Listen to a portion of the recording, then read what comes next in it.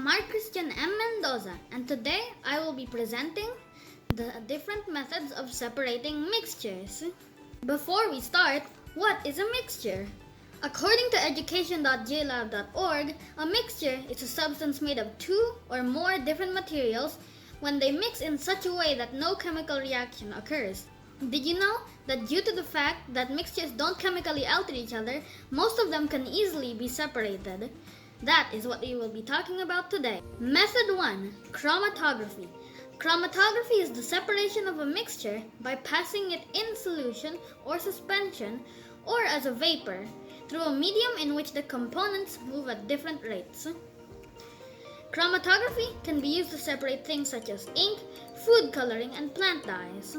Method 2. Distillation. Distillation is an effective method to separate mixtures comprised of two or more pure liquids. Distillation is a purification process where the components of a liquid mixture are vaporized and then condensed. Extra information: in simple distillation, a mixture is heated and the most volatile component vaporizes at the lowest temperature. The vapor then passes through a cooled tube called a condenser back into its liquid state. The condensate that is collected is called distillate. Method 3. Evaporation. Evaporation is a technique used to separate out homogeneous mixtures where there is one or more dissolved solids. This method drives off the liquid components from the solid components. Here is an example. Here, to demonstrate the method of evaporation, we have a cup of water and some salt. First, I will pour the water into this metal bowl. And then, I'm gonna scoop out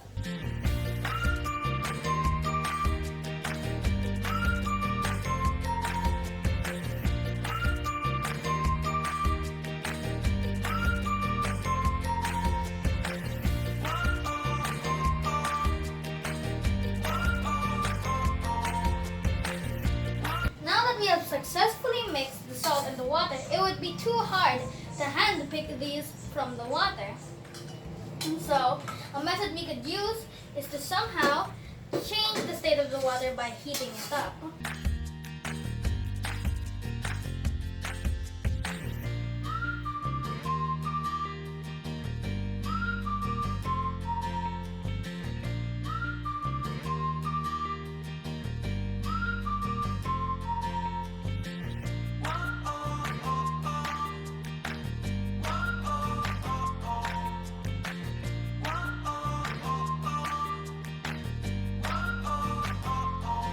As you can see, the water has started boiling and soon the only salt will be left.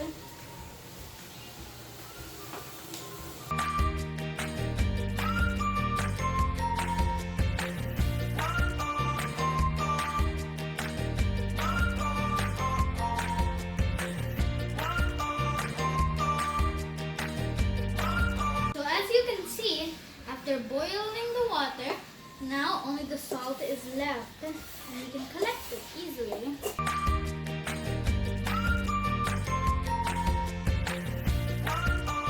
The process we've used is called evaporation. Method 4. Filtration. Filtration is a separation method used to separate out pure substances in mixtures comprised of particles, some of which are large enough in size to be captured with a porous material. Here is an example. Now I will demonstrate the process of filtration. Here we have water mixed with calamansi juice, but we also have the seeds and the pulp left over from squeezing them. How do we separate out these seeds and pulp from the calamansi juice? Well, it's simple. We just use a strainer like this one. The strainer has small holes that allow the water and liquids to pass through, but not the bigger solids. As demonstrated here,